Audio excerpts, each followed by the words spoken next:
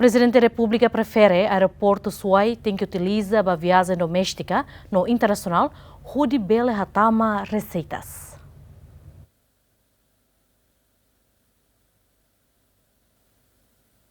Presidente Repúblika José Ramos Horta acompanha Russi, membro do governo Balon, halau visita para o Aeroportu Internasional comandante em chefe Valentil, Kairala Xanana Guzmão e Suai, município Covalima, onde a rede reita condição aeroporto ne.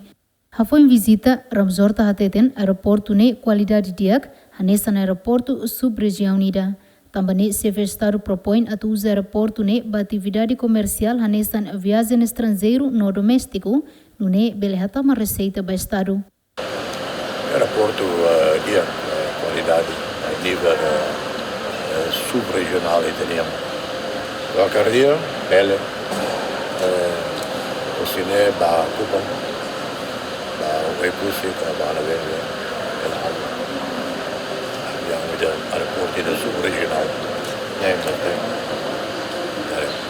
Aeroportu Internasional comandante em chefe Valentil Kairala Xanana Guzmão e Suai ne inaugura e haloran ronulu resingida fulanzuilo tina riun rua sano resinhitu usi ex-presidente Repúblika Francisco Guterres Lolo.